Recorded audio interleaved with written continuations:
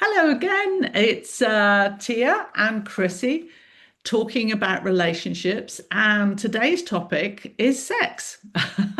This is something that comes up over and over again. Um, how do we keep our sex life alive, particularly post children? So, Tia, what are your thoughts on that? Okay. Well, we're focusing because it is a big topic, depending on whereabouts in the relationship you are as well. I mean, along the timeline of the relationship. So, as we're looking at post children, and possibly, I don't know, we're thinking early days, perhaps the first 5 years of children coming along. Yeah. Okay. So, I think for most of my couples, the biggest impact is lack of sleep and a massive change in routine. Also roles and responsibilities, but I think let's stay with kind of the sex life aspect of the relationship.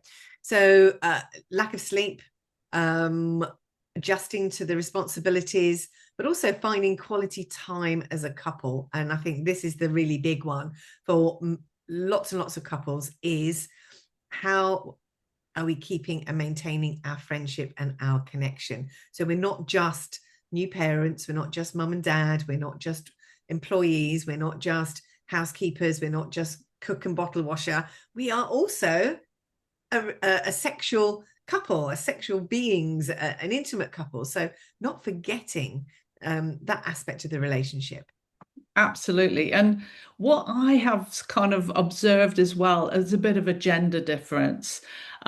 So many of the women say to me, well, I can't have sex if I don't have that emotional connection. Um, and yet the men are more likely to be able to give the affirmations, the compliments, that emotional connection she's seeking if they feel safe themselves. And that usually is about touching as well. So, for the men, just having that physical touch, it's sometimes stroking a hair or holding hands, and they feel safer to talk emotionally and be vulnerable if they feel safe physically as well. So it's a bit of the chicken and egg situation. Well, unless he gives a compliment, she's not going to want to be touched or squeezed. Um, so yeah, who gives in first? So I always think in any relationship, you give first what you want to receive. So if you want more compliments, then maybe compliment your partner. If you want to be touched and caressed, maybe give it first to your partner in a gentle way. Definitely. Those bids for connection, romance and intimacy is really important within the relationship.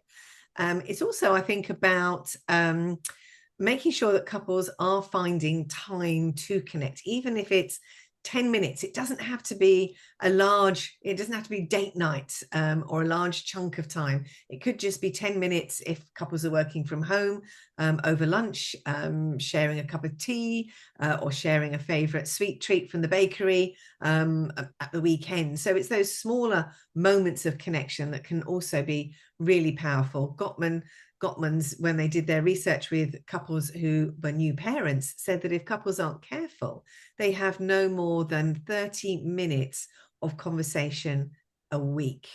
And I was like, wow, that can't be right. And the evidence was presented from the research that they did, because the rest of the conversation is all around logistics.